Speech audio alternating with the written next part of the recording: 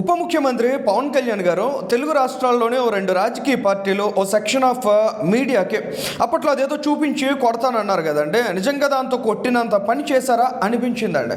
Reason ఏంటంటే Shankaraguptam drain బాధిత రైతుల్ని 4 వారాల క్రితం ఆయన పరామర్శించారండి.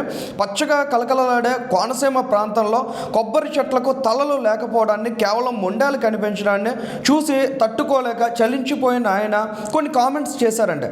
వాటిని కూడా పొలిటికల్ కాంటెస్ట్లో చూసి ఆ కాంట్రాస్ట్తో కొంతమంది వివాదాస్పదం చేశారు. పవన్ కళ్యాణ్ గారిని అవమానించడానికి, విమర్శించడానికి, ఆయన్ని ఘోరంగా టార్గెట్ చేసి ట్రోల్ చేయడానికి శతవిధాల ప్రయత్నాలు చేశారు. కానీ వాళ్ళు ఒక బాధ్యత కలిగిన నాయకుడు అనుకుంటే ఎలాంటి ఫలితాలు సాధ్యమవుతాయనే దానికి ఇది ఒక గ్రేట్ ఎగ్జాంపుల్గా భావించాలండి. పండగ వెళ్ళిన తర్వాత వచ్చి ఖచ్చితంగా ఈ సమస్య పరిష్కారానికి మీతో మాట్లాడతానని ఆ రోజు పవన్ కళ్యాణ్ గారు అక్కడ హామీ ఇచ్చి వచ్చారు. కానీ ఇవాళ కొత్త సంవత్సరంలోకి అడుగు పెట్టకముందే కేవలం 34 రోజుల కాల వ్యవధిలోనే 3 దశాబ్దాలుగా వేధిస్తున్న సమస్యకి ముఖ్యమంత్రి చంద్రబాబు నాయుడు గారు పరిష్కారం చూపిస్తూ పవన్ కళ్యాణ్ గారు చేసిన ప్రతిపాదనల్ని ఆమోదించి వాటికి కేటాయింపులు కూడా చేయించారు. సో ఇవాళ ఆంధ్రప్రదేశ్ స్టేట్లో ఉన్న కూటమి ప్రభుత్వం ప్రజలకు మంచి చేయడానికి, మేలు తలపెట్టడానికి ఎంత కమిట్మెంట్తో ఉందనేది చాలా స్పష్టంగా అర్థమవుతోంది.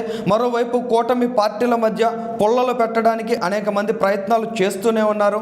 ఏదేమైనా ఇవాళ ఆంధ్రప్రదేశ్ రాష్ట్రంలో ఓవైపు ఎక్సలెంట్ గవర్నెన్స్, మరోవైపు ఎక్స్ట్రాడినరీ లీడర్షిప్ ఉందనే దానికి ఇవాల్టి ఈ ఉదాహరణనే ఒక ఎగ్జాంపులరీ మోడల్గా భావించవచ్చు.